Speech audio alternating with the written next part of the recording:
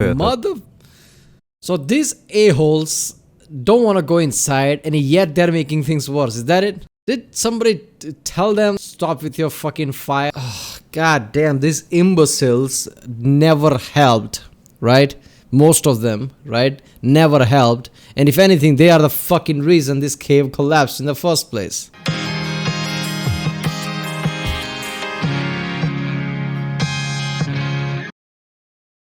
Origin channel reaction. This is Man in Cave by the channel Internet Historian. Yes, it's a main channel video. Yeah, this was surprising. But yeah, I guess the Area 51 thing was just, I guess, few months ago, and Internet Historian uploads video every year or so nowadays. So this was surprising. Like, okay, this is kind of soon for that. All right, this is a big one, 1 hour long video. I don't know what this is gonna be about, but okay. It's about a man in cave. Okay. So yeah, obviously it's an Internet Historian main channel video, so this is gonna be epic. So let's watch it.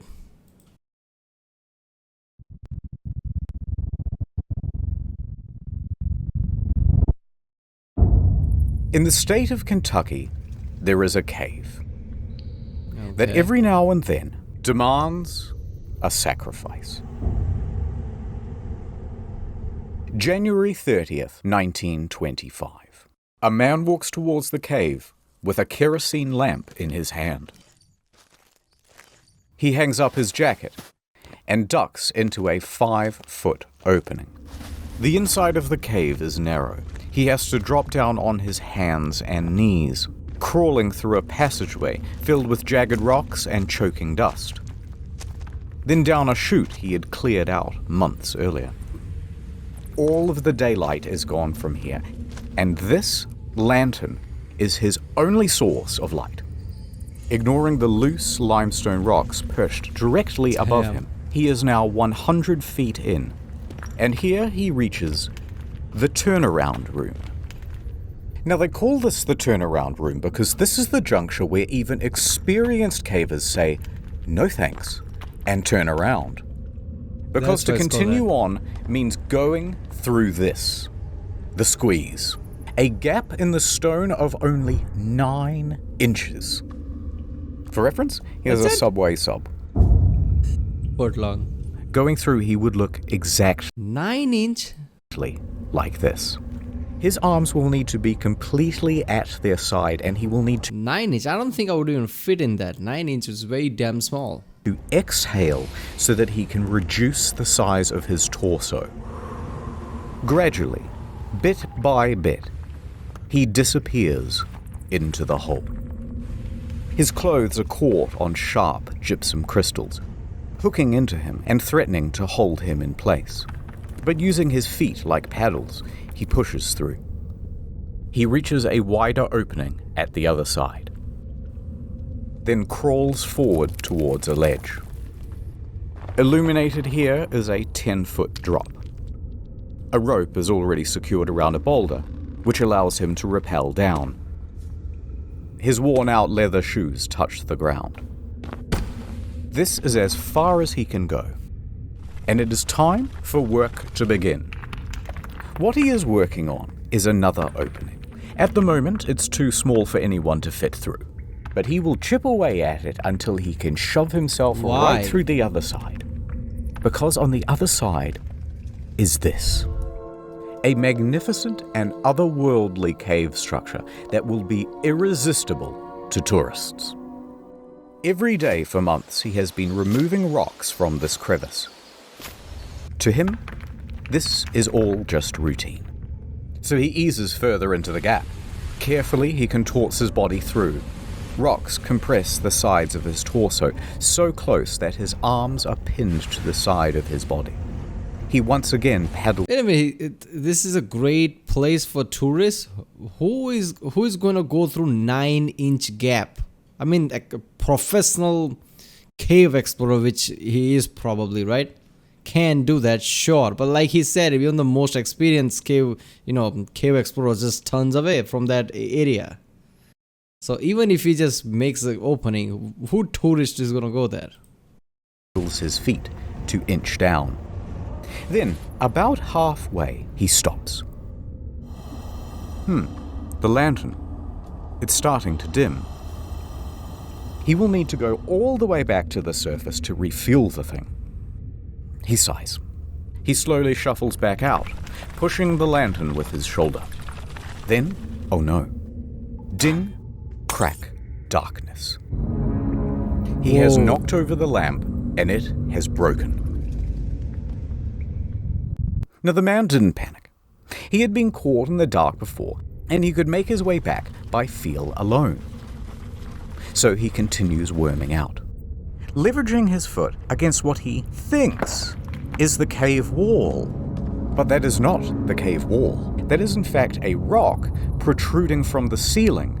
As soon as he puts his weight against the rock, it breaks loose. A solid piece weighing 15 kilograms lands directly on his ankle. It aches. But he's okay.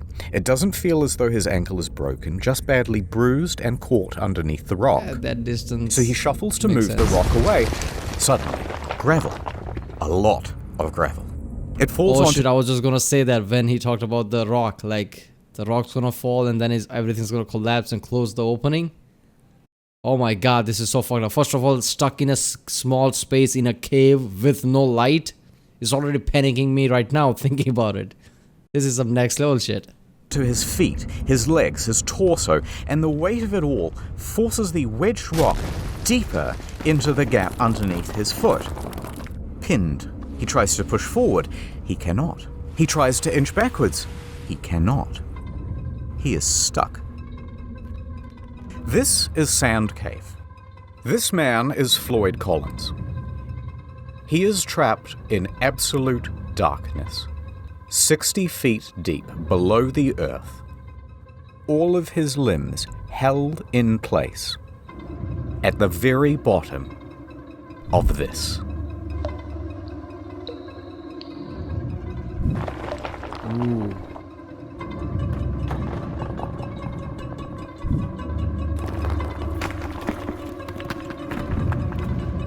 What the fuck?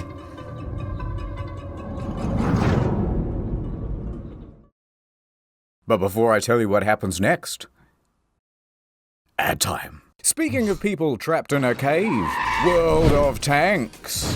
World of Tanks is not only the best game I have ever played, it is the only game I have ever played. It's like cars, but tanks. Picture this. You're a hot new T-34-85M, and you've just joined the battle because some Cromwell B tank-bagged your entire family. It's time for revenge. You must use strategy. You must use stealth. You must use your wits to defeat your enemies. Use long range or short range. It's available on console, but I want you to get it on PC. Imagine a world war, but there are tanks involved this time. Yeah, now you get it. When you've seen as many messed up tanks as I have, you get a little cynical about the world. My God, I'm gonna be sick. Look at all the different tanks. You can collectivize and customize them all. Massive battles where you can constantly team kill and ruin other people's good time. What the f***? I'm on your f***! Yeah! Did I mention it's historically accurate? Especially the Japanese robot tanks. Ooh, look. The tanks are kissing. Progressive. Use the invite code TANKMANIA and get the Excelsior. 250k credits. Other stuff. Go to the link in the description and use the invite code TANKMANIA. Here's what you do. Get World of Tanks. Put that on one screen. Then, on a second monitor, you'll watch the next hour of this video while you play the game. Perfection. I'm contractually obliged to say thank you for being a friend. Sarge, no! Tank's empty, kid. Go on without me. No, use your repair consumable. It's too late, kid. Take care of my family for me. No. Get it. Add over. Collins is still in the dark, unable. Oh my god, so this is like what was that movie? Somebody was trapped in a cave with a broken arm or whatever. So this is similar to that. Somebody's trapped in a cave. Somebody's gonna come rescue? To move. His left arm was pinned underneath his torso, his right wedged by the rock ceiling above. Beneath him, sharp crystal shards dug into his skin. Ice thawed, traced across the ceiling and dripped down directly onto his face, pooling underneath him. The water was a consistent 54 degrees. Floyd tried to breathe calmly in the concentrated dark. When he did attempt to shuffle, more gravel and rocks would tumble from above and pile onto his feet, so nothing would work. He clawed at the cave walls till his fingertips were bloody, and he realized that there was only one option left: call out for help. But wait. Who is Floyd, and why did he even go into a dangerous cave? Yeah. Floyd has been exploring the caves of Kentucky since he was merely 6 years old. And as he grew up, he gained a reputation for being a very daring caver. He would dive into some hole on one side of town and emerge miles away on someone else's property. Sup? He grew up and he became embroiled in the Kentucky Cave Wars. Now, there's way too much to go into here, but the summary version is, there's this huge network of interconnected caves called Mammoth Caves. It's actually the largest cave system in the world. Oh, damn. And there's a city right in the middle of it. Cave City, real name. So of course, there are dozens of cave entrances on private property all over the place. Now, farmland in this region has very poor soil, and things do not grow well here. So, cave tourism as a source of income quickly became the prominent thing. However, a problem. There are a very large number of caves, but there are only a limited number of tourists. So competition rapidly escalated. Visit my cave. No, visit my cave. Big signs were erected saying, tourists, come to me. Mine is definitely open. Mine is the best. But then competitors would respond by saying, hey, by the way, we're open, but don't go to that one over there. It's really shitty. In fact, it's dangerous. This kept going further. It's really shitty. In fact, it's dangerous. Caution to tourists. If you want to see the original and only Mammoth Cave addressed. Damn. This kept going further. By the end, they were blocking off the trail to each other's property, beating each other in the streets, and hiring people called cappers who would dress up as policemen and tell tourists, no, you can't go in there. That what? No, it's illegal.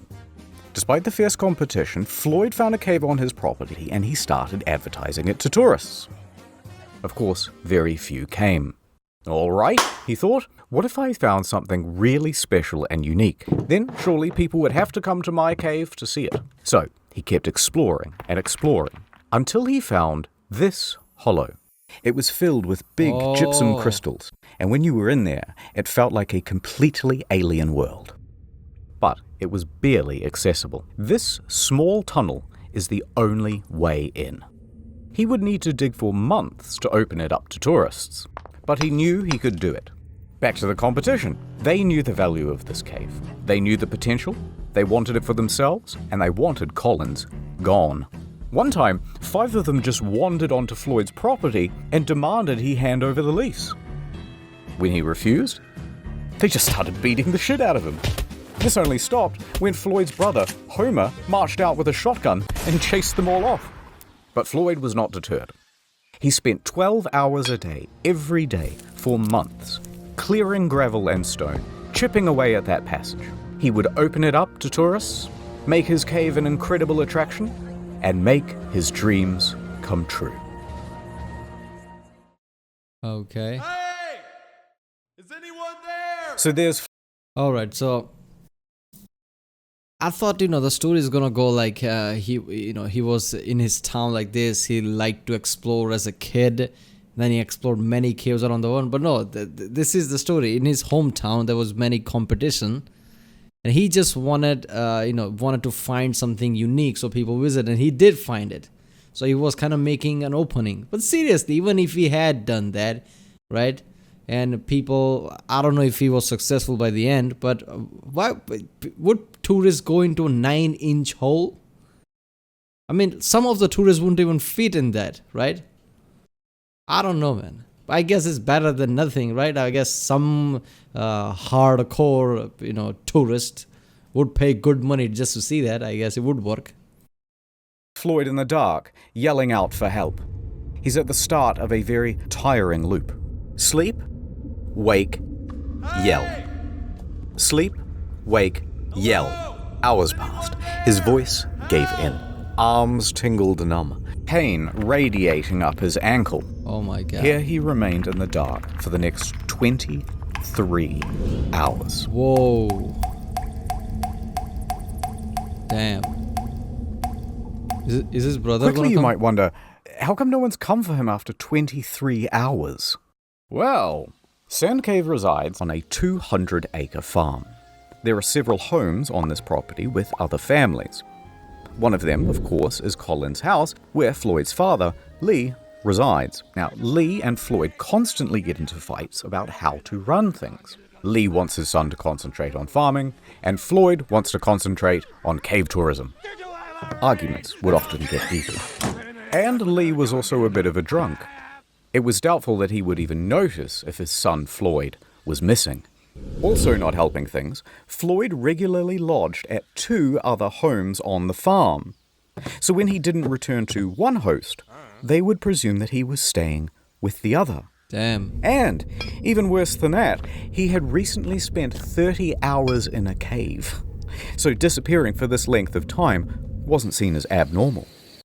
Regardless, around the 23-hour mark, a few locals started to suspect that, hey, something might be wrong, and they went to check up on him. And here, they spotted his jacket, still hung up. Unusual.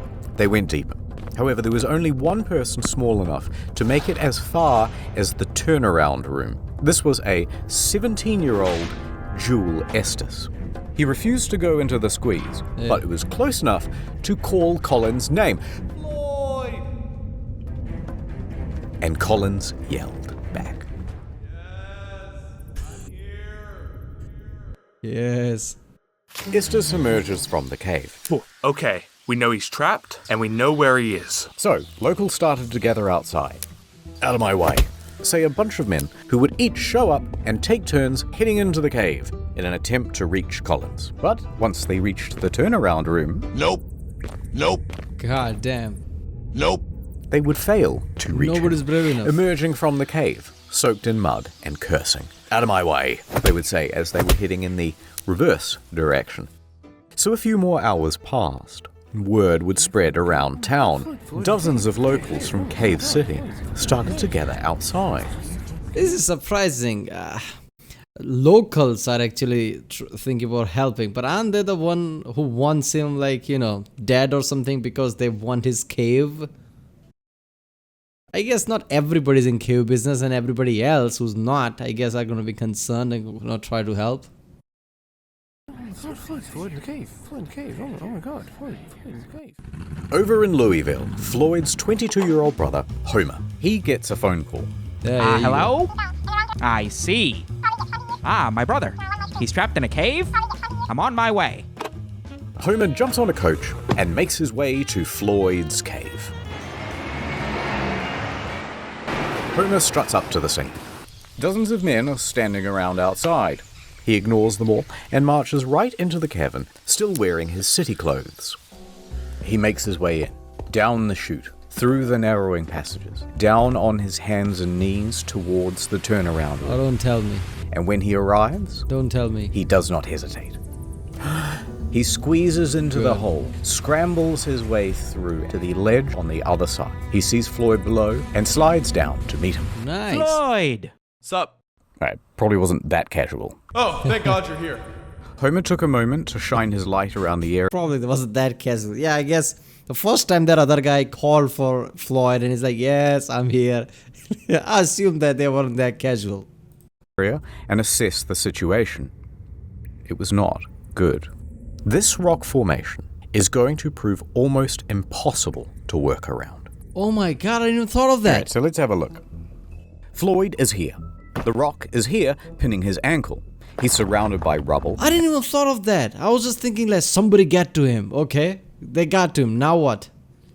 It's a very small area and he's caught by rubble. How is he going to clear that? And most people are not even trying to go in. It's just his brother. How is he alone going to clear the rubble? And there's a pocket of gravel above him ready to fall. Whoa. However, because this opening is so small, there are only two viable ways of reaching Floyd and that gravel.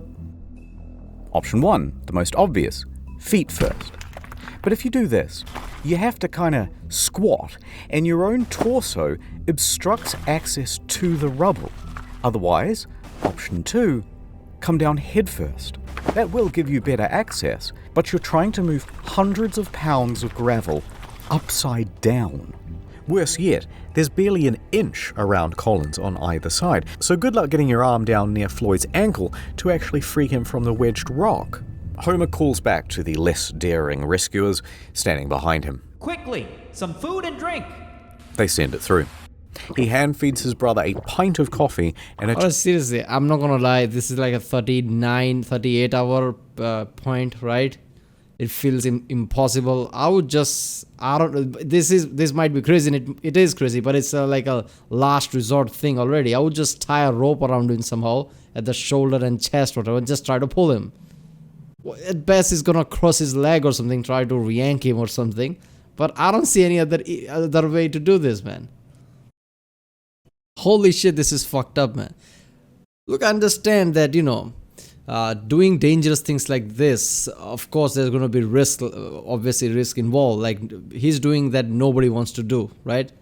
But still, nobody thinks of getting trapped like that. And once they do, I can't even process, like, first of all, he was calm. And it's at least, most people would not be calm. Even though it makes sense, like, you should be calm. Not being calm is not going to help. But he was calm. If I had the knowledge that I'm this deep, I mean, Internet Historian has done great job so far, right? He put things into perspective by zooming out of the cave. If I was that far inside and got trapped like that, I would panic the shit out of it.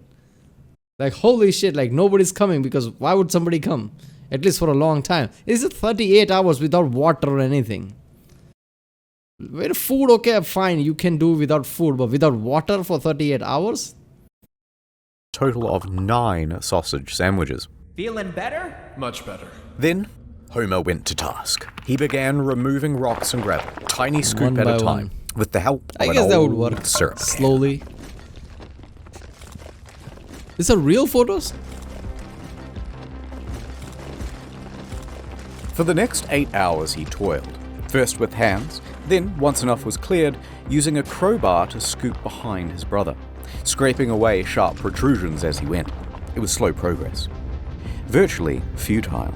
As soon as he removed one rock or scoop of gravel, another would tumble from above and land in the new absence. And it was exhausting work. By sunrise, Homer's arms and back were knackered. His lungs burned. He was losing hope. Homer emerged hours later, shivering violently, skin bruised from his fingertips. God but the damn. cave barely yielded at all. However, something new. By the time Homer reached outside, he was greeted by a sea of approximately 100 men and women standing around, drinking, squabbling, and talking big game about how they too were going to save Floyd. The press was also present to help people gawk from afar. Now, Homer recuperated at a small tent near the cave's mouth. Oh, God. Strangers immediately crowded around him to ask, Oh, God. This just put things into perspective, right? Like, put things perspective about the humanity and humans in general. Everybody just, there's like, boats and hat and everything. Yeah, we're gonna help Floyd. We're gonna take him out and doing jack shit. While only one guy is, losing his mind, his brother. Damn. innocent but, frankly, frustrating questions, and offer unsolicited, obvious advice, as well as wildly impractical solutions. He should try untying his shoes, said one. No, we should send him down with a contortionist who's got a mallet and a chisel. We should jerk him off, right guys? Alright, I made that third guy up. But you get the idea. And they started to argue with each other about their plans. Hey, how about using dynamite? One clique formed, insisting that it was a great idea. And another saying, no, the explosion will kill him, and the weight of the new rocks will surely crush him. They fought for a while until they started arguing. Who was that, a kid? A kindergartner said that the explosion's going to kill him? Because even he would know that. Who the fuck said dynamite? A guy stuck in a small space, let's use dynamite. About gas torches, which will cook him or asphyxiate him, or the gas will poison him. But by far the most common suggestion, of course, was amputation. Never mind that the foot itself was unreachable, Yeah. and never mind what the blood loss and shock would A do to rope and Floyd's pull him, weakened I body, guess. and never minding even more that Floyd was strongly reluctant to the idea. Whatever you do, don't cut my foot off. All of the squabble would He's not have gotten laughing. on Come Homer's on, man. nerves, except that not one of them would just brave the damn cave and continue shoveling away the gravel. The formula was always the same. Brave heroes go in with food and supplies, then reach the turnaround room and immediately lose their nerve, then dump the food just outside the hole, and then return back outside and go, oh, Look, and- I don't know much about caves or how does it work, but wasn't there any way for them to just start, breaking rocks and just making the holes bigger? The 9-inch thing, right? 9-inch hole. Couldn't they just start to work multiple people and make that hole bigger and bigger and just go all the way to the Floyd and just make the holes bigger if they can slowly, so it's easier to access and easier to rescue? Or is that's not possible? I guess you can't just break rock like that, and even if you try to do it, it would take a long time. Is that it? I don't know, man. I guess there's a reason why people used dynamite back then to, I guess for the railways and things to open, I don't know, to break away rocks. I guess it's not so easy just to, without dynamite, break it. I don't know. I'll So, very he little says, knowledge thanks about for that. the food. Thank you so much. Yum yum. No one would go through that squeeze. Dozens more men would try. All of them would fail. What the fuck? February 2nd, 9 a.m. So far, Homer has been the only person to have reached Floyd. And that would continue to be true until here we are at the Louisville Courier. There's a spirited young newshawk named Reporter. William Miller.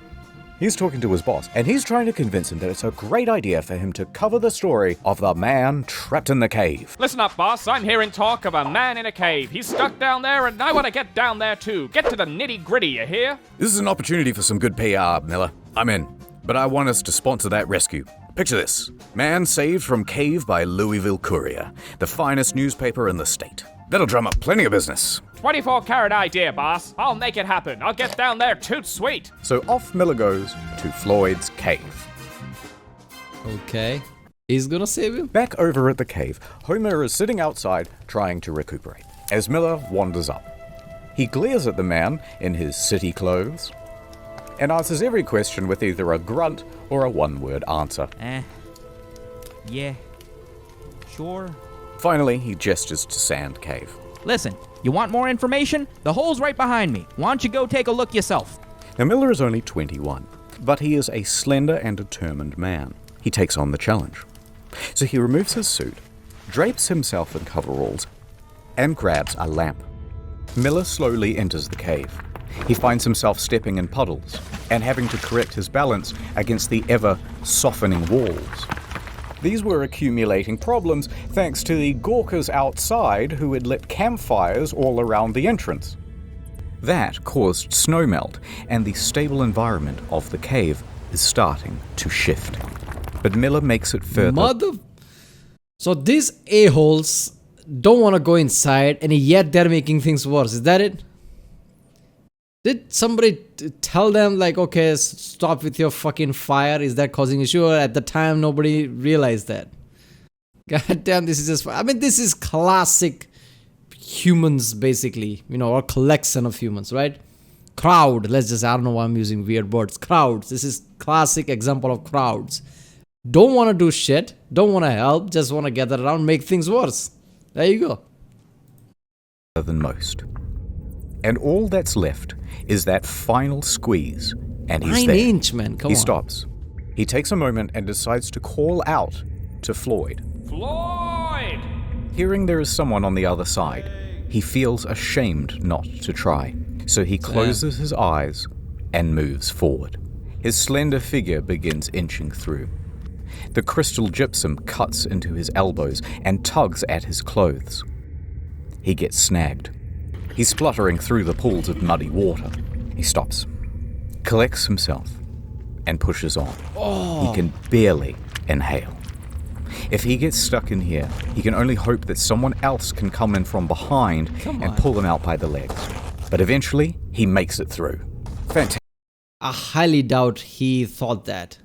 There's a guy stuck in there and nobody's doing shit about him. So I guess he knows if he gets stuck here, he's the same way as the Floyd is. Nobody's gonna come there and, dig him out. But seriously, this guy's a journalist, not a farmer or some hardy guy from city, right? With the dapper clothes and everything. And he's a journalist and he's doing this shit. Mad respect, man. Seriously. Nobody did that, right? Even the people who owns cave there, who frequently go inside the cave, didn't come inside this hole, while he is like, okay, I would try. There's a human stuck inside. I have to try. Damn. Fantastic. He's now standing on the edge of a 10-foot pit, and he clumsily bumbles his way down. 72 hours. He sat right next to Floyd, ready to interview him. But Floyd didn't really answer any of his questions. In fact, he was incoherent. Yeah. At the moment, he is sitting in a pool of water that is 12 degrees, slowly sapping his body temperature.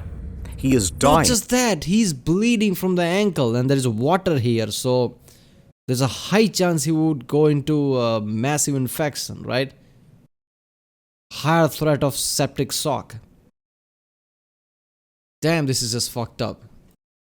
From exposure. The cold is diminishing Floyd's mental faculties, and he Whoa. can barely make sentences. So Miller took a few mental notes, and he left. He worked his way back through the squeeze, past the turnaround room, and out into the daylight. He is covered in mud and scratches and numb head to toe. And when Homer saw, his hope reignited. Someone else had made it to Floyd. You and me. Together, we can get Floyd out of there. Alright.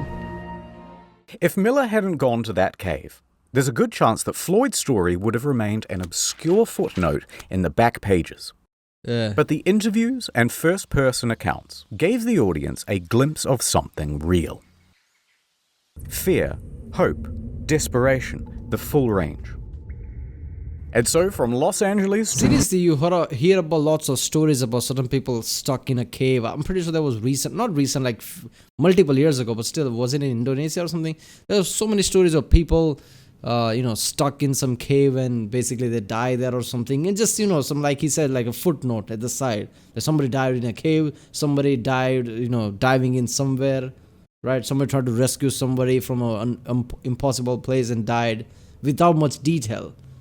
But if somebody knew about that, more detail about the scenario, it would be some heartbreaking stories. And God knows how many stories like that nobody knows about. Because nobody, investigated it. They just know, like, oh, look at that, somebody died. That's it. It just becomes a footnote. New York. Floyd's story was picked up everywhere and described the Kentucky man's plight in sensational detail. It was also the era when radio became a regular feature for regular Americans. Right. Radio allowed something new. Hourly updates. Exposure. Letting people get engrossed into the story.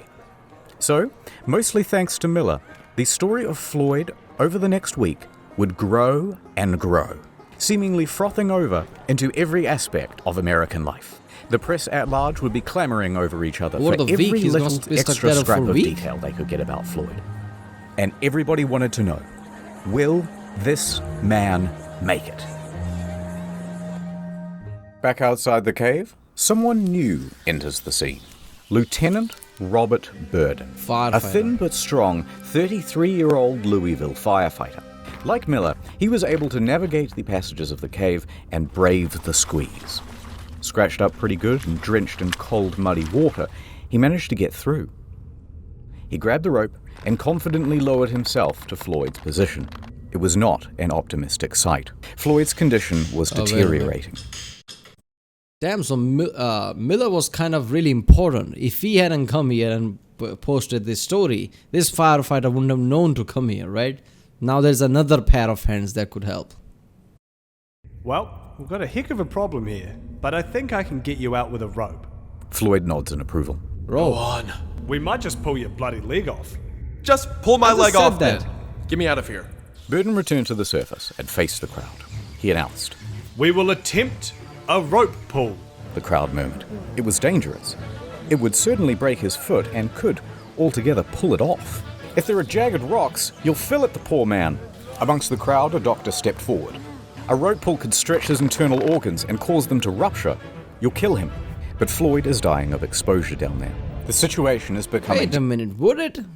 If you're pulling someone, I think your spine would snap. And so is some of your limb before your internal organs would get stressed, right? I'm pretty sure that would be the case. There's a reason why you have all this, spine, muscles and things, right? They would be the first to go if, before any internal organ get damaged. But yeah, like I said in the start of the video, that was my first instinct. Like, this is fucked up. There is not even chance of rescue because it's so small. Rope and pulling is the only thing that's left, right? It's a massive risk, but it's the only chance, right? Desperate. Burden put caution to the side. The time for strategy is over. Now we try brute force.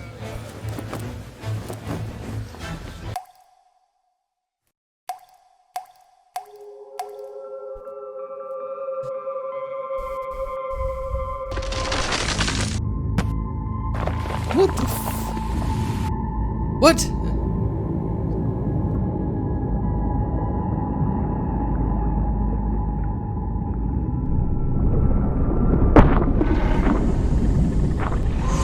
What is happening?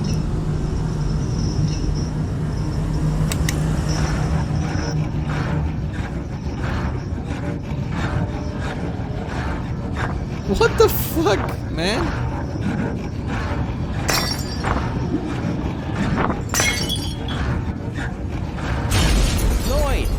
Floyd, we're here. We're gonna get you out of here.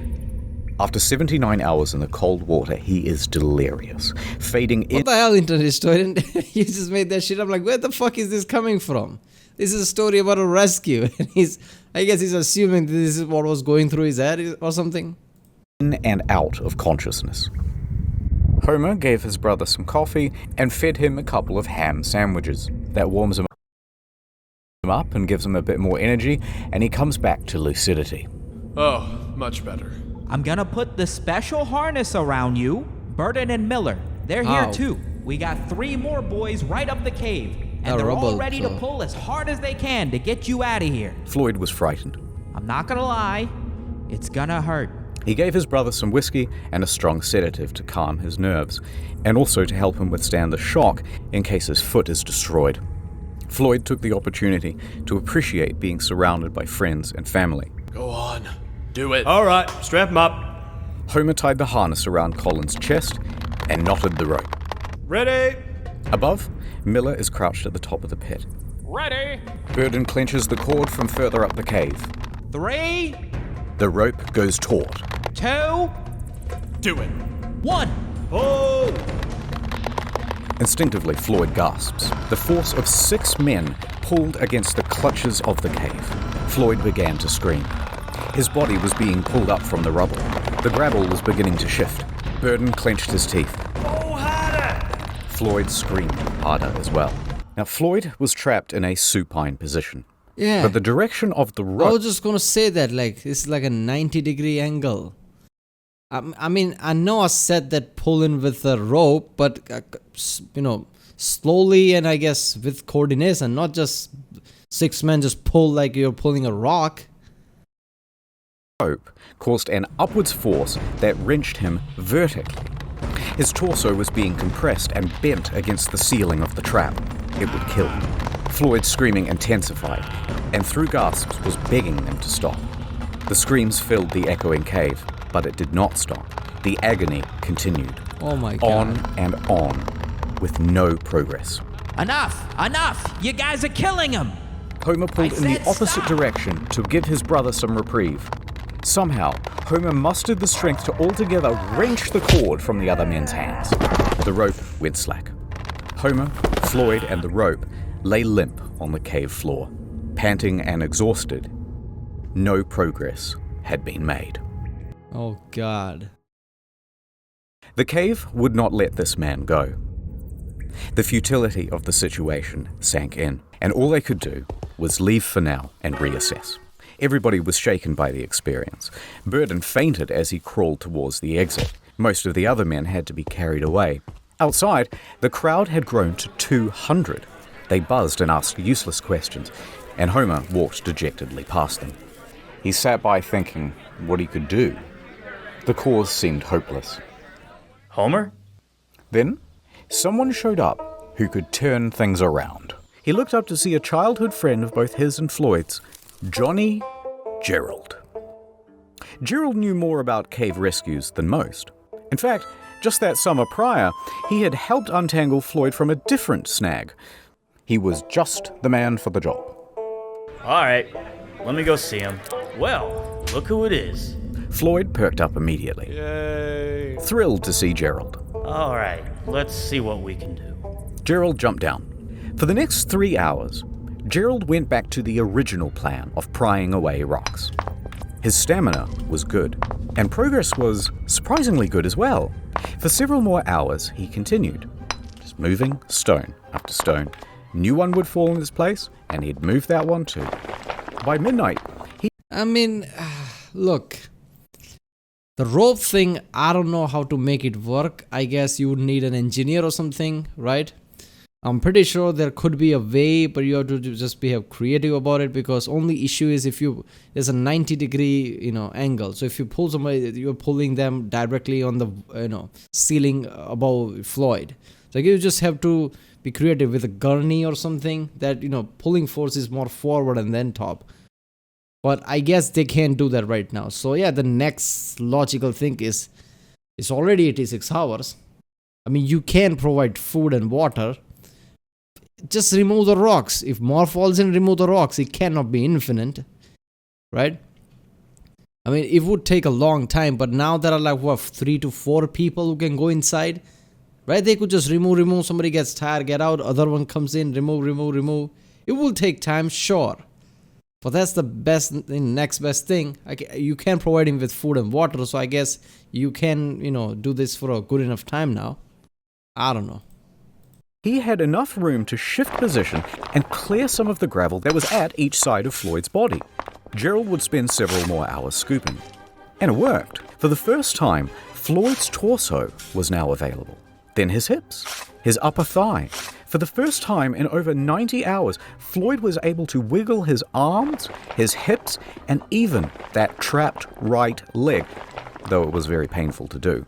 In that one session, Gerald managed to move a half-ton of rock, but there was still a lot more to go. And that rock by his foot was still holding him in place. By 2 a.m., Gerald was spent. He needed rest, and he was ready to head back outside.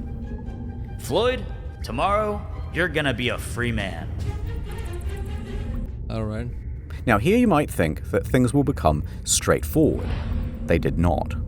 Now that space had been cleared, Burden became convinced that if he could get down that passage again, he could free Floyd with another rope pull, fate deciding with both feet or just one. But when Burden tried to enter the cave again, he was sternly rebuffed by the locals. They were playing gatekeeper. They had been specifically instructed to not let anyone in, and they were especially opposed to Burden making another rope pull after word spread about the disaster of the first attempt. He tried to reason with them. Let me try the rope pull again. It'll work this time. They wouldn't let up. Instead, they shouted obscenities and shoved him in the other.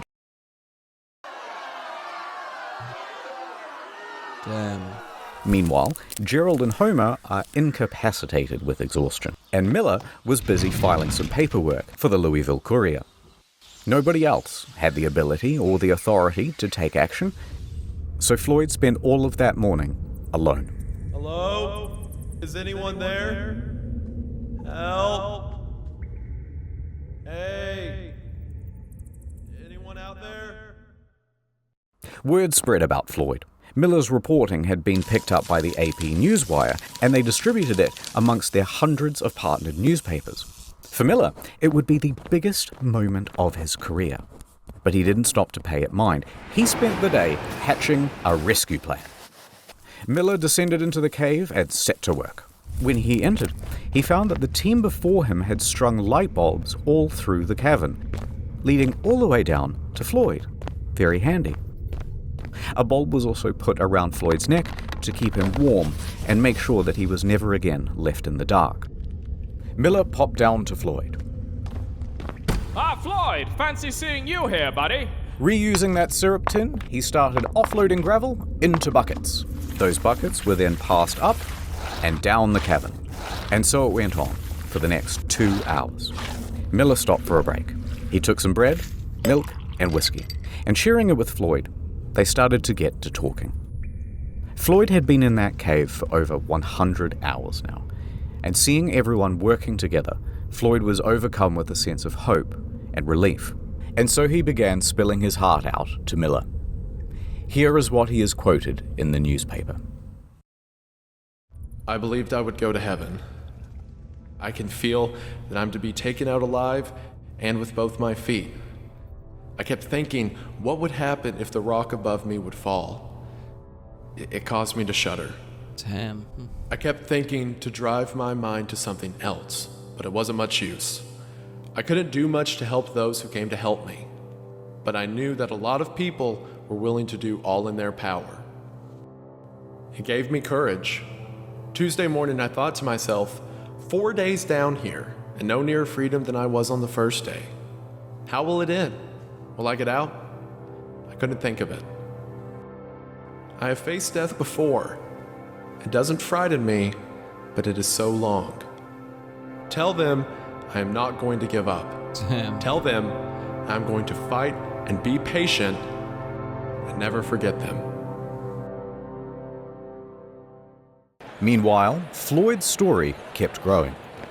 Damn, seriously, man. I mean, the way he says that, death doesn't frighten me. He's been in that kind of situation for so long. It kind of makes sense with how he was, responding to things, how he wasn't panicking. Because I guess he always assumed being, like a cave explorer like that, being a dangerous cave explorer like he was there, basically with the small spaces and shit. I guess he would have thought that, okay, one of these days this might go colossally bad. So I guess he just assumed this, right? And he has been in many situations where he got stuck. That's how, that other guy comes into play. He has, helped him in the past, basically, where he got stuck. But I guess it's, this is just a weird, unique position, because it's not just the rubble, the rock on the feet creates this kind of a lock situation where the rubble makes him inaccessible and the rock locks him in the place.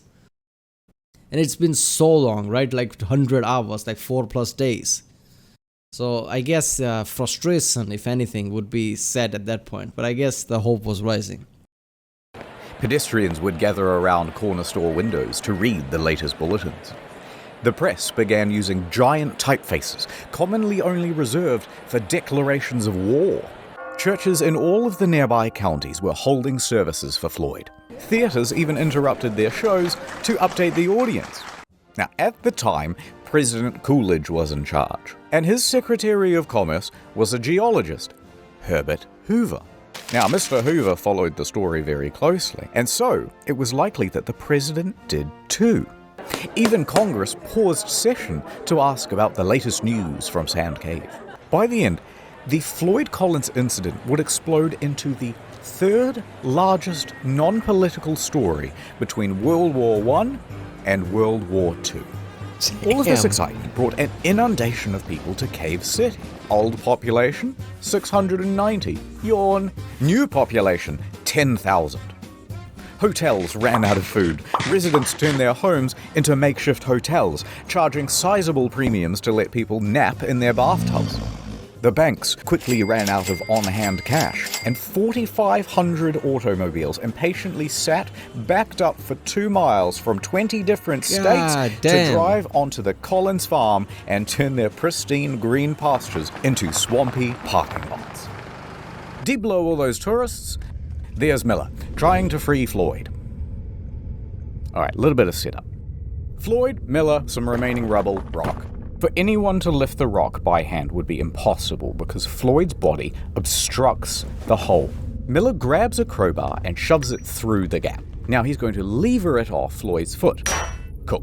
The crowbar is now wedged against the rock. Next, he takes a jack. He positions it on top of the crowbar so that it will be forced against the ceiling. However, problem. That jack is too big. It doesn't fit. Miller yells up the tunnel for a smaller one, but this took some time. And when it arrived, too small, won't reach the ceiling. But instead of sending for another one, Miller takes 2 blocks of wood and bolsters them underneath the crowbar. Right, so the crowbar now sits higher, it fulcrums against the blocks, and the jack is sitting on top. All Miller has to do is expand the jack, which he will do using this spanner, holding it at the very tips of his fingers. Sounds easy. It's not. But that's the plan. Let's get him out of there. He turned the wrench. The jack expanded, and the crowbar took strain.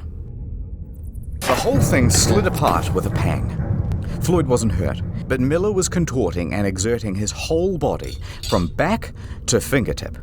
They tried again. Same result. Miller tried a new angle. Maybe this time. The jack pressed. The tension increased. Okay. And this time, the rock moved. It fucking moved. Woo. With each turn, the stone shifted a little more. Miller's hands shook with adrenaline, his face and body dripping with sweat. Pang. One of the blocks slipped, and the wooden tower went sideways. The rock painfully slammed back down on Colin's foot. You'll get it next time, Miller. Try again. Miller did. Again. And again.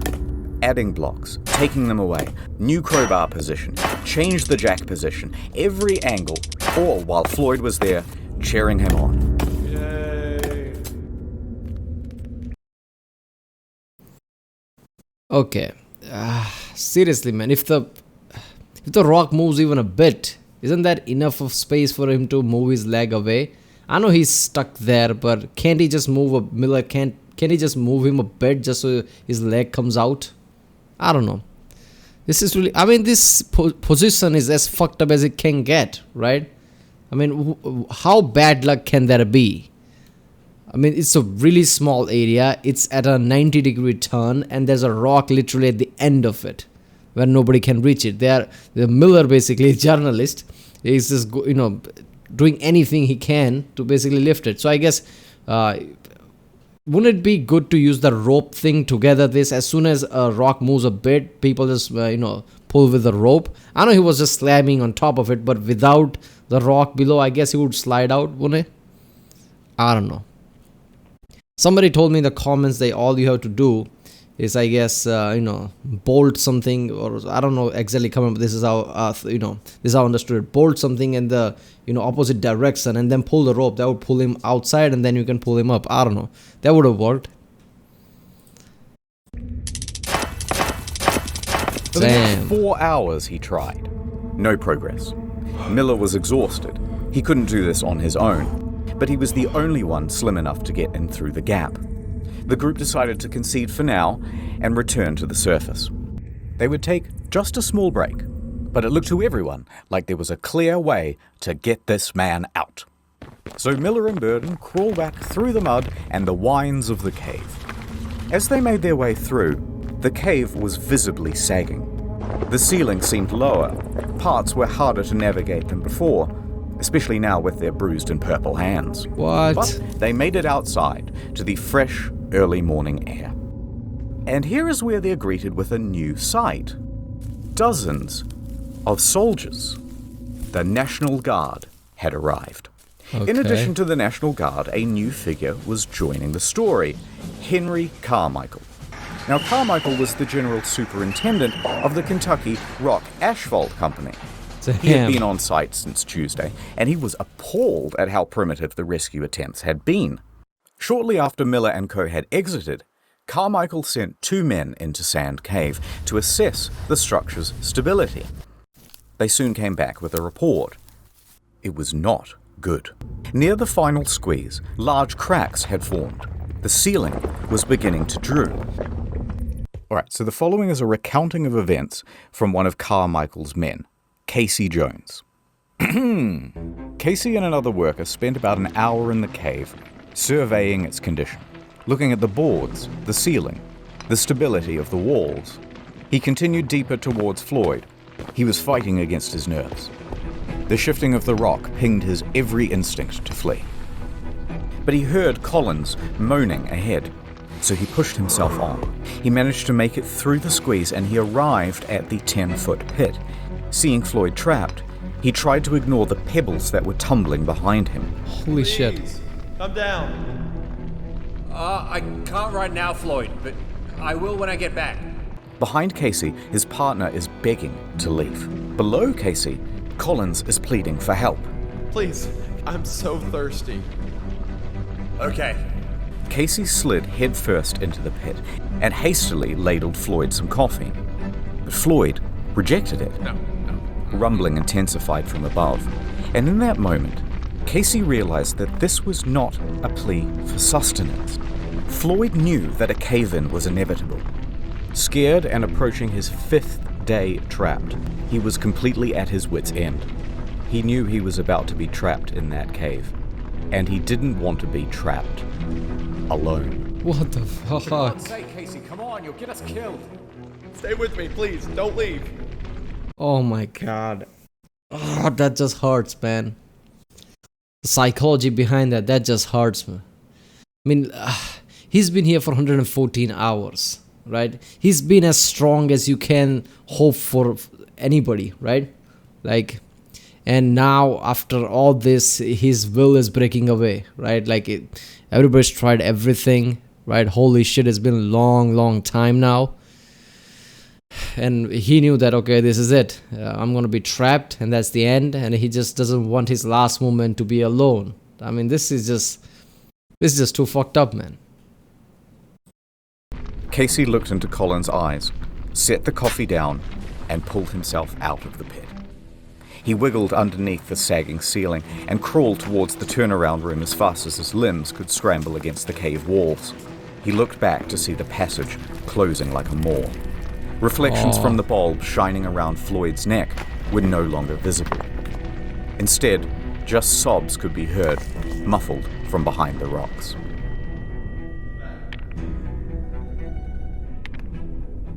Damn, man. Miller and Burden awoke in the late morning, confident that today would be the day that they saved Oh, Floyd. holy shit, they They had didn't some know. new They don't know. equipment too. Some wire to wrap around the wooden blocks to prevent them from slipping.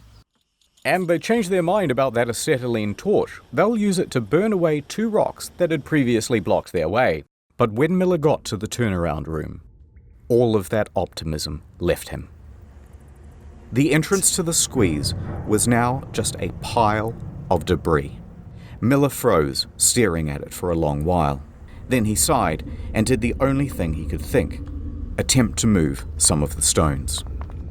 But each adjustment led to more rocks just tumbling down and landing in that space. He persisted until... crash. A large chunk of clay landed onto his feet. Recognizing the danger, Miller returned to the surface. 15 minutes later, he emerged from the cave with a bloodied-up nose and bruises down his back and shoulders. Burden caught sight and races over to him. Miller just says, "For God's sake, just don't let Homer or anyone else back in there." Now, he didn't actually need to worry about Homer going back in there because he was sidelined with illness. But he did, however, need to worry about Gerald because he was furious. Gerald had warned everyone that putting dozens of people in Sand Cave would cause a collapse. It certainly did. The rest of that day would be wasted, as men threw blame around and screamed at each other about how to handle the cave-in. And Floyd...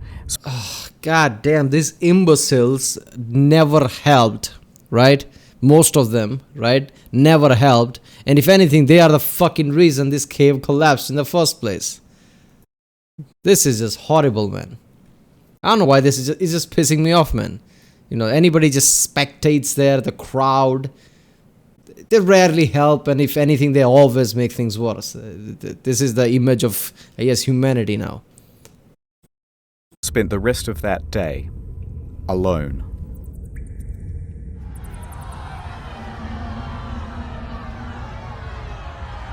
The surveyors continued checking the cave throughout the day. By the evening, Carmichael had ordered everyone to an assembly. Gerald took the floor. He was going to try one last daring rescue. He boldly announced his plan and an ultimatum. Listen up. There's death down there. The walls and ceilings are crumbling.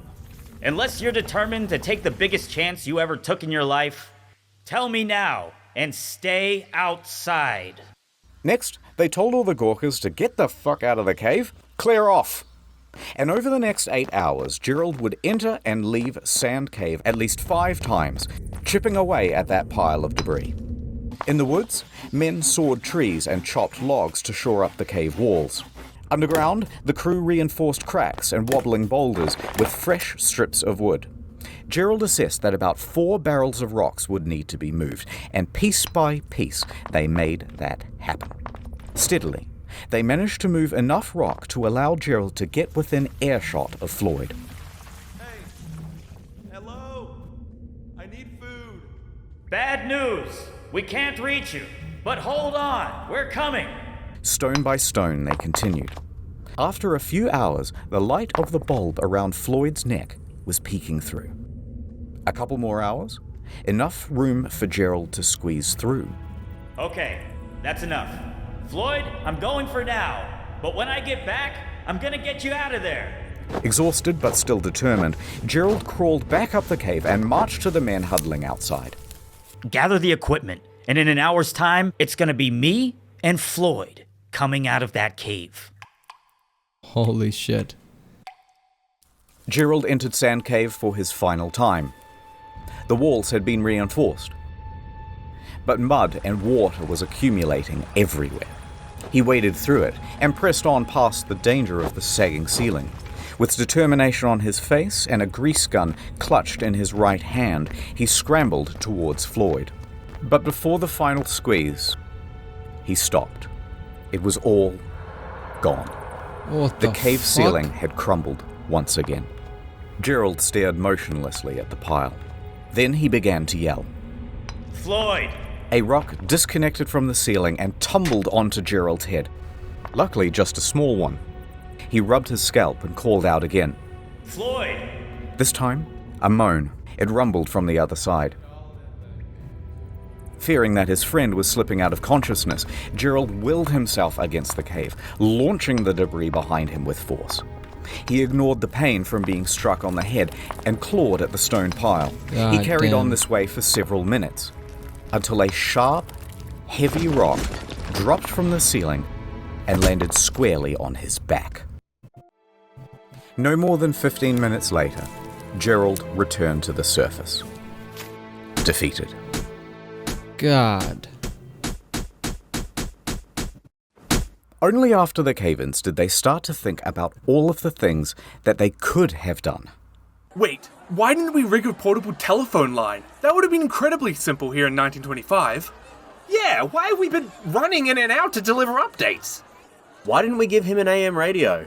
He could have had something to listen to and receive messages of support from the public.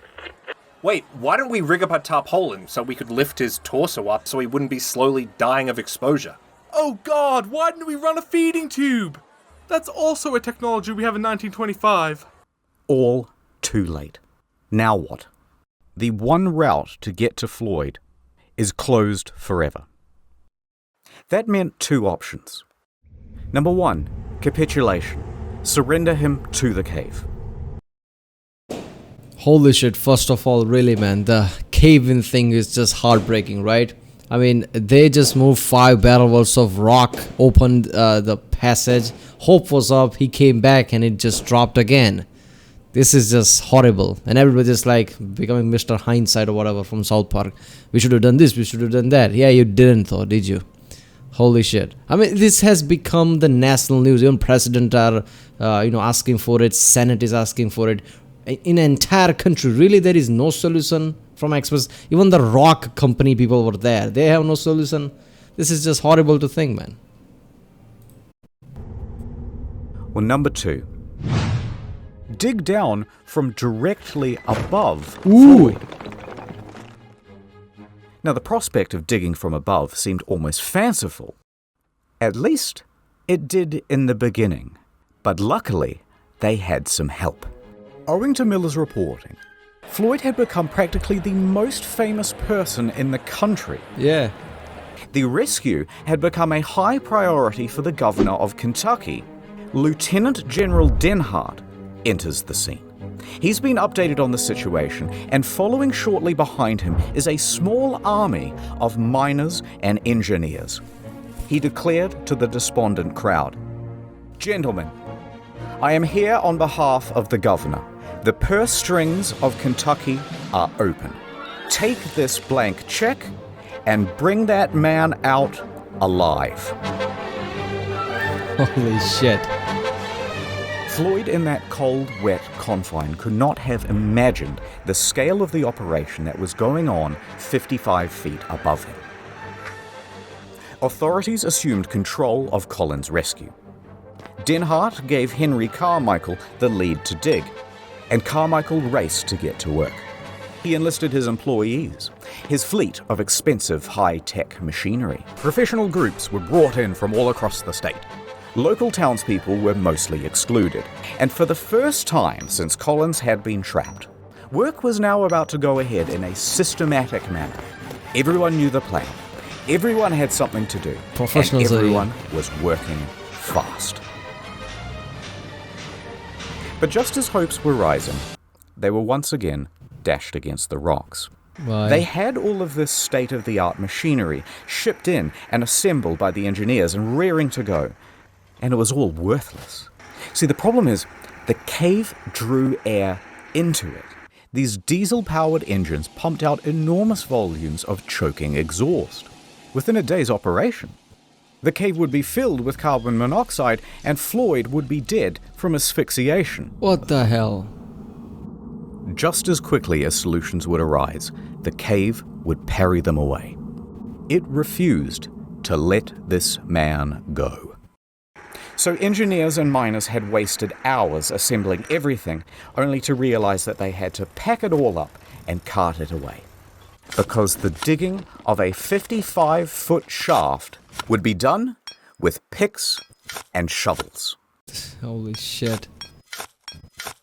Carmichael didn't know much about caves, but he knew a lot about quarrying, and he estimated that his team of 75 volunteers could dig and dredge at a rate of 2 feet per hour. If they worked around the clock, they would be digging directly into the spot where Floyd lays within 30 hours. Now, is it possible that Floyd could survive for another 30 hours? Absolutely. Let's go. The first ton was moved, and at first it was easy work. Just dirt and clay. Carmichael understood well that this was a race against time, so he watched the men closely, and if they seemed to be slowing down, even a little, they would be yanked out, and immediately a new worker subbed in. Nonetheless, the pace slowed. By 10 feet, the shaft narrowed greatly, which meant that only 2 men could work at a time. At 15 feet, they hit boulders. Pickaxes went in, and a system of pulleys and buckets had to be used to cart the rock out. Tracks were even laid to ferry the refuse to a dump site. Whoa, this is the Time real one. passed. Hours passed. Night went to day. The day was hot.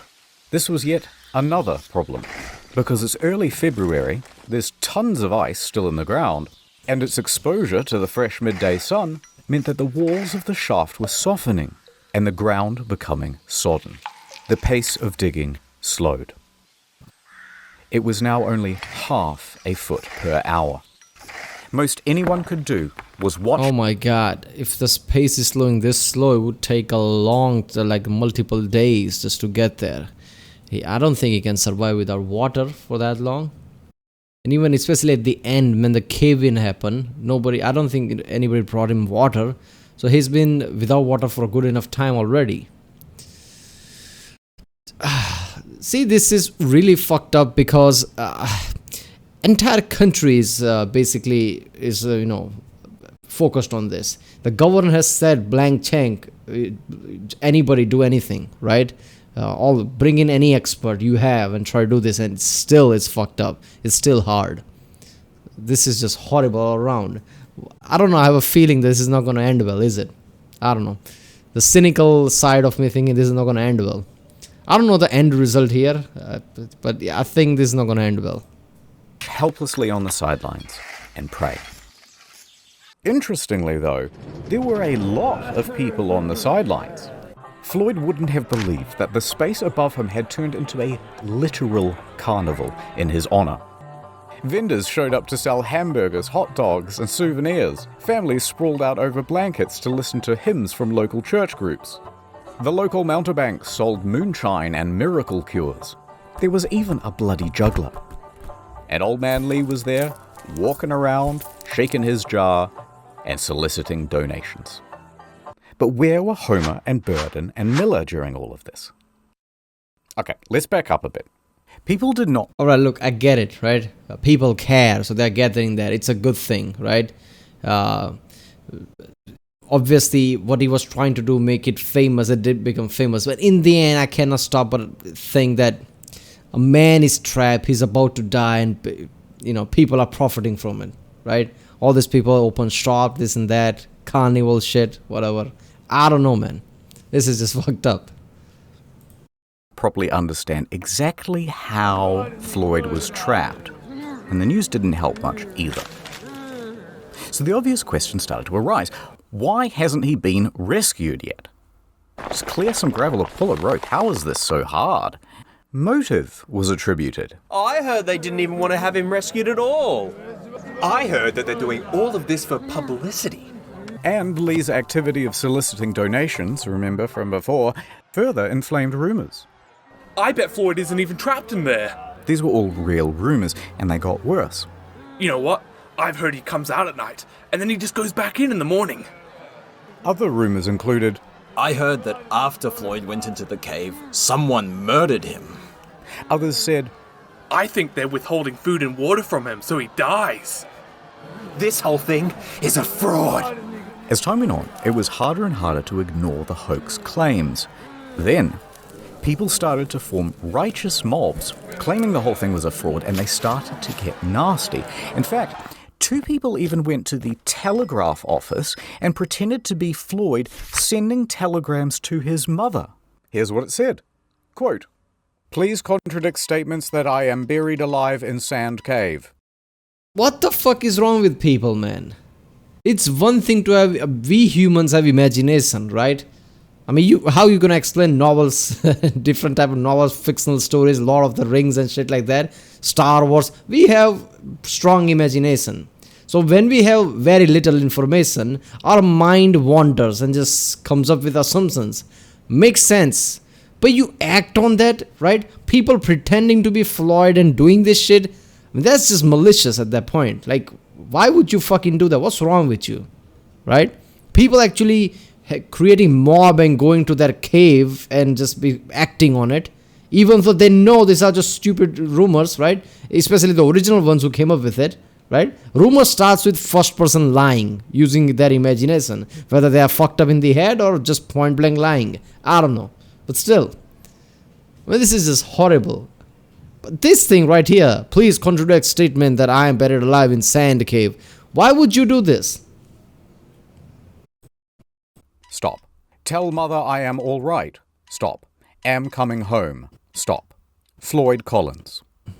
Naturally, the AP published these telegrams unquestioningly, and now word is out to the press that he isn't actually in the cave after all. That made the authorities look foolish, and it could not go on. Oh, so, for fuck's sake. A hasty court-martial was arranged, and Homer, Miller, and Gerald were summoned. They hold one session on Monday and another on Tuesday. Lee and everyone else is cleared of charges, a retraction is written, and things carry on.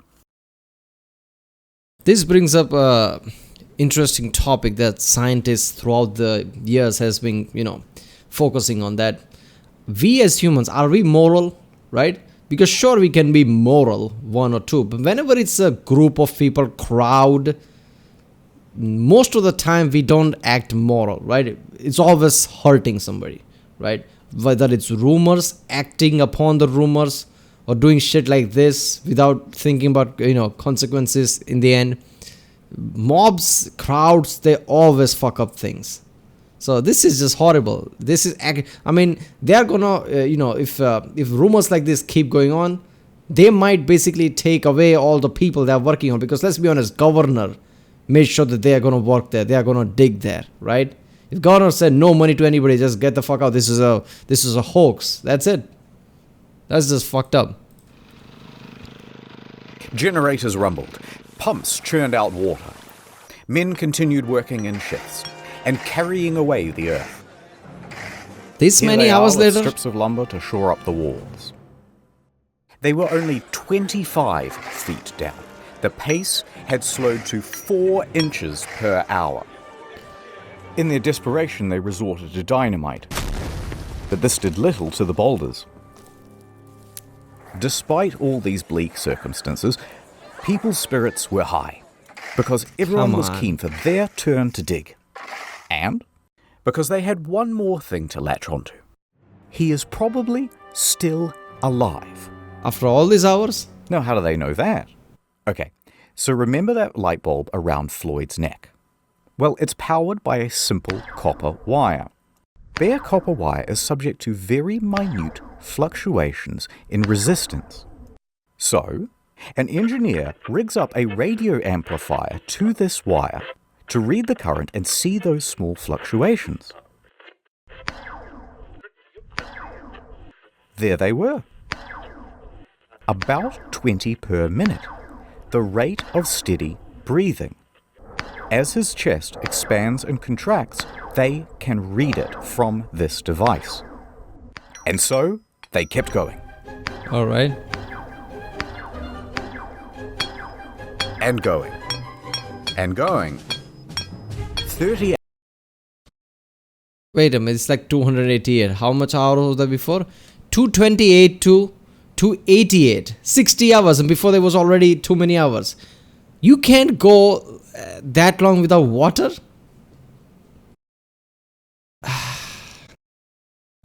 Hours was the original estimate. Now 144 hours had come and gone, and they were only at 44 feet. Then rain fell. Rain that mixed with dirt to make mud, much of which then froze to make ice. Ice which expanded and damaged the integrity of the shaft walls. Slowing down with every hour, they continued. Many more hours passed, and they were getting close. But it was now 15 days since Floyd was first stuck in that cave, and people had mostly lost hope. That excitement in the newspapers was tempering down. Visitors began clearing out from Cave City. Many still held on to hope, but their final lifeline, that light bulb, had burnt out. And it wasn't possible to do any more readings on the radio amplifier without it. No one knew if Floyd was still alive. Another 51 hours would pass before... Come on. Finally, they reached the 60-foot depth. I'm in! Chisel! A chisel is handed down. At 1:30 p.m. on Monday, February 16th, Sand Cave would open once again. For 17 days, Floyd had been trapped underground, stuck in the same position. 4 days without heat or light. 12 without food or water. But maybe the dripping of the cave water had provided him with some sustenance? There are stories of people surviving harsher extremes. Rescuers frantically tugged at rocks to widen the hole. Everybody stood by, absolutely silent, peering into that hole. Ed flashed his light into the gap, then eased himself in. Brenner aimed his light around the room, and then, finally, at Floyd. The first thing he saw was a golden shimmer.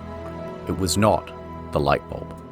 It was the reflection of Floyd's tooth. His mouth hung open. He was dead. Brenner was helped out of the cave, and he delivered the news. Dead.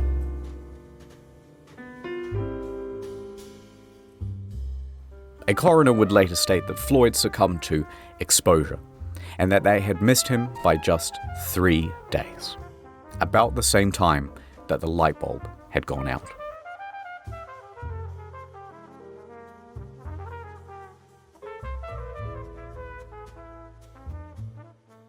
But what would they do now with the body? The shaft walls were ready to fall inwards, and risking life. So bulb was kind of giving him the heat. That was the kind of the point. So when the bulb go out, I guess that just made it more harder for him to survive without heat too, right?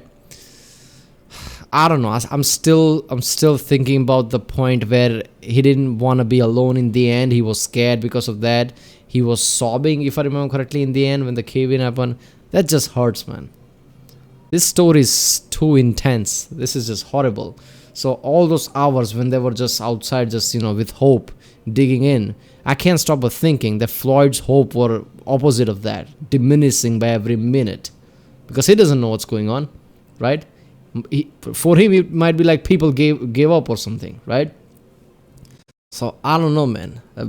His state of mind by the end is just frightening to think about. Like, the man who was mentally strong at the start of it, where most of the people would panic, he didn't. By the end, he was frightened that he didn't want to be alone. And for all we know, his last moments were, if anything, were depressing in a way that he probably thought that everybody gave up or something, like there is no hope. I don't even know what to think of that, man. That's just horrible. Lives to remove a corpse was seen as just irresponsible. So the following morning, officials made a decision. Floyd would be entombed where he lay. The cave would keep its victim. Now, this did not sit well with the family, but what could they do? The next day, they planned the funeral. The town emptied of people, and the shaft with Floyd at the bottom was refilled with soil. But that's not quite the end of the story. But if you hung on for this long, keep holding on, because things are going to continue to get interesting. But first, let me do a wrap-up of where everyone is and all that stuff. Context. The Collins family already had financial hardship. Locals saw Old Man Lee scouring the rescue site for glass bottles. But the owner of the land, B. Doyle, and supposed friend of Floyd, was wholly unsympathetic. He erected a sign on the highway which said, 200 yards away, the body of Floyd Collins is imprisoned in Sand Cave. Then he began charging tourists 50 cents apiece for the opportunity to gander into the hole. It's 100 years later, B's dead. Let's call it even. Also, remember those claims of Kentucky being an open purse? Well, the state reneged on the deal. They refused to pay many of the rescuers, and most of them went home without any compensation. Some of them did make some money out of the situation, though. They lucked into vaudeville gigs and roamed the country, giving their first-person account. Miller, however, received an astonishing offer, a $50,000 contract from the Chautauqua Lecture Circuit, equivalent to the better part of $1 million in today's money. He declined. Whoa. He continued to work at the Louisville Courier-Journal. The following year, his coverage of Floyd's story earned him the Pulitzer Prize. Now the brother, Homer, he needed money and he agreed to do that vaudeville circuit. He stood on stage and regaled the audience about tales of his brother, their childhood, and the tragedy. But Homer made it known why he was up here on stage trying to get money. He had a mission. I kept thinking of Floyd lying in the muck, where he had suffered beyond our power to imagine. I would never have peace of mind if he remained there. He wanted the money to dig Floyd up and get him out of that cave. A couple of months later... Wait a minute, so let me get this straight. His family didn't want him there, his brother doesn't want him there. So what the fuck gives right to the government? They just decided, okay, that's going to be his burial site, just, throw the rubble down there, right? I mean, shouldn't they ask the family what they want at that point? And what an asshole the governor, basically, right? I mean, he just goes back to his word. Like, he just said blank check, and now what? Nobody's going to get any money? He had it. Alright, so back to Floyd. April 17th, 1925. 7 miners showed up to the scene. They began to dig. Within a week, they had arrived at Floyd. And this time, they approached from the other side of the rock formation. That way, they could remove the rock pinning Floyd's leg. They lifted him up from his tomb and laid him down on the fresh air above. April 26th, 1925. Floyd was set to rest in the family cemetery. A stalagmite had been set as a headstone to mark out his plot. Holy and shit. there he lay. No, that's not actually where it ends. Okay, this is where it gets weird. 2 years later, 1927. Times have been tough for the Collins. So Floyd's dad sold Sand Cave to a dentist named Dr. Harry B. Thomas for $10,000. Now, Homer begged him not to, because at the time, the government was starting to buy up tons of land in the area and turn it into national parks. They had to pay at a very competitive rate. But Lee was becoming a bit old and senile by this point, and frankly, it's doubtful that he cared about Homer or Floyd or anyone else for that matter. It's 100 years later, he's dead now, let's call it even. So, the point is, in this land sale with Thomas, Lee agreed to a very odd clause. And that clause said, everything on that property belongs to Thomas. And should he wish, for example, to exhume a dead body and re-embalm it and put it on display in something really tacky like a glass coffin inside a cave, maybe, then that would be his prerogative. Lee signed yes. And Thomas did exactly that. Doyle made Floyd's corpse a tourist attraction. That's right. What an asshole, man. Seriously. I mean, I understand he said that he was going senile, so I guess he wasn't even thinking straight. But still, man, what the fuck? First of all, can you do that? I don't think you can do that. What the fuck? You just sell a land saying everything there is you own. That doesn't imply somebody's dead body or something. What the fuck? Family can still fight back. Like that's the family member. You can't just own him as a fucking piece of property, right? I don't know, man. Like in the past, people used to bury their loved one in the land somewhere, right? If somebody buys that land, doesn't mean automatically all the dead bodies or something is just their property, even if it says in the clause, right? You can't just write up some kind of a agreement and just like, oh, that's legally binding. No, what the fuck? Two bits of gander come and wonder at the incredible dead man who died in a cave. But to add insult to injury, it worked. Visitors returned to Sand Cave to gawk morbidly at Floyd. Within a few months, Thomas had turned Lee's failing farm into a successful business. Now, the rest of Collins' family is horrified. They try a number of times to get Floyd returned to them, including through the legal system. But somehow, incredibly, the judge ruled in Thomas's favor. And so, there he lay for the next 2 years. Great justice system right there.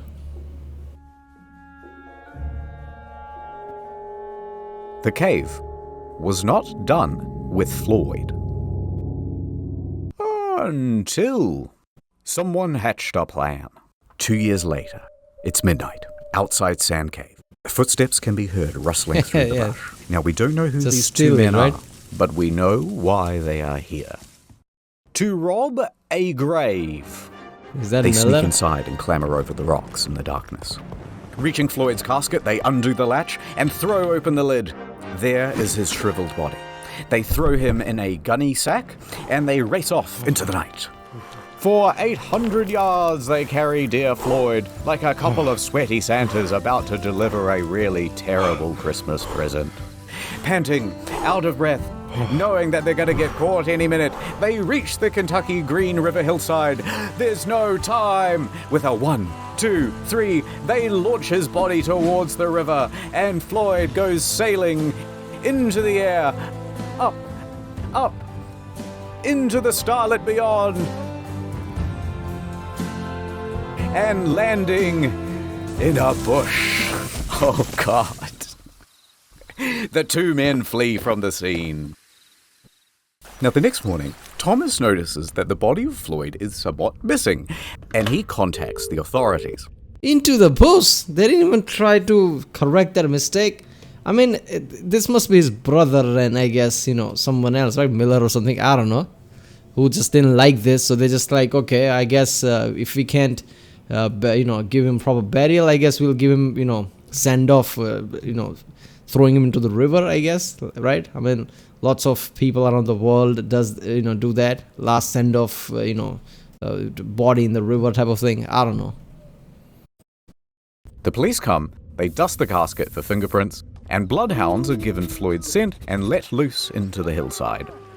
A few hours later, they managed to find him, a tangled up mess near the river, but this time with a leg missing, that same one that was trapped under the rock. So, despite his protest, it had been amputated. Neither the leg nor the culprits were ever found. And while it would be nice to think that this was some well-intentioned duo that did this out of the kindness of their hearts to free Floyd, it's much more likely that it was an act of vandalism because Floyd was simply too much of a hot tourist attraction. The following day, Floyd was cast back into the cave, back into his box, and it was covered by a metal lid, surrounded by a metal chain, and locked with a padlock. He was now more trapped than he had ever been. This cave had spun fate once again to make sure that its victim would never leave. What the fuck? And so, this is heavy. Time passed. Floyd's body would continue to decay. The rot from his body would eventually rot the casket too, and every decade or so, it would need to be replaced. A few years later, he was no longer on display. But even then, he remained in that box for many more years. Whoa. In 1961, Floyd's Cave was purchased by Mammoth Cave National Park, and it was closed to the public. There would be no more visitors. The entrance itself to Floyd's Cave was closed with a steel gate and bolted, then welded shut. But the Collins family never gave up objecting to Collins' body being left in the cave. And here is where the story ends. In 1989, at the Collins' request, the National Park Service ventured into Floyd's Cave. Continuing on a more than 60-year tradition, a team of people worked over the course of several days to remove him from the cave. They took him out, left the cave, locked it behind them, and laid Floyd to rest at the Mammoth Cave Baptist Church Cemetery. After 64 years in Sand Cave, he is now finally at peace. The end. Thank you to Wendigoon as Floyd. Seriously, If you don't let me out, I'm going to hire a gang of hitmen to come to your house and kill your family. Samito as Homer. The BTS meal McDonald's bag that has I'm McDonald's hungry. and BTS. Shut the fuck up and eat some BTS, bro. Ordinary Things as Miller. I'm enthusiastic, but would ultimately duck out the back exit. Rusty Cage as Gerald. Oh, well, hello there. Haven't seen y'all in a while. Welcome to my new home. And many kudos as Burden. Hey, buddy. You right down there? I can. You sleepy? I can. Yeah. We get your coffee? Cold and Little cup of Joe? Little cup of Joseph? I'm stuck. A cup of Joseph from a little sleepy guy? Also, by the way, in case you're confused about the channels, this is how it works now.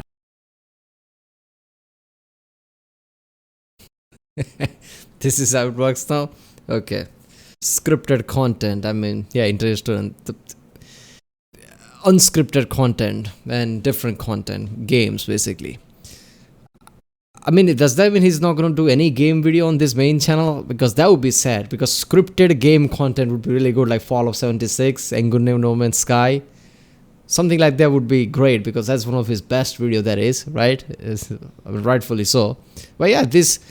I'm not gonna lie, look, this was surprise from Internet Story and this type of story, right? I mean, I could see him going to this real world story type of way, but in the end, this is a tragedy, right? I get it, it's 100 years old and, you know, enough time flies, I guess, yeah, you can make light of things, but this is tragedy. Internet Story is great at just, you know, fucked up things, idiots being idiots, that kind of thing, or just screw-ups, basically.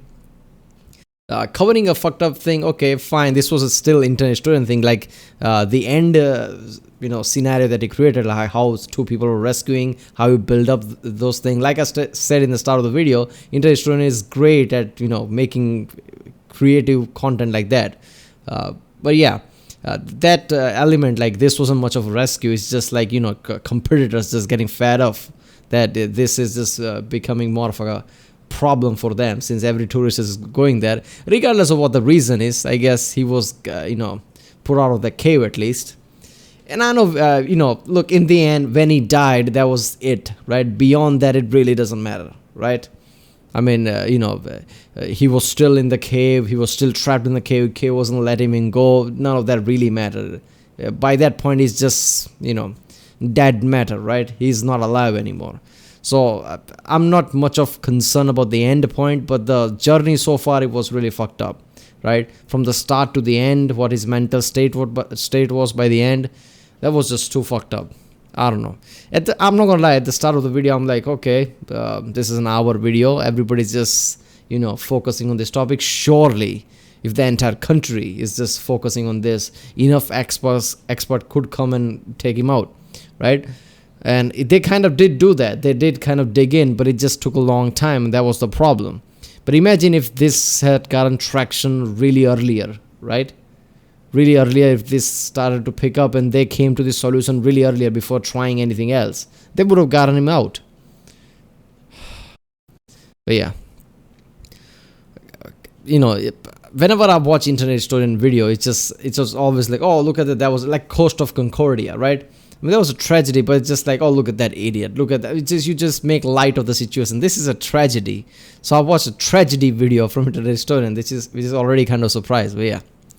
Alright, well, that was Man in Cave by the channel Internet Historian. If you like my reaction, don't forget to subscribe. I've done quite a few Internet Historian video already. If you haven't seen them, there's a playlist link in the description with all my Internet Historian reactions. And yeah, I'll see you next time.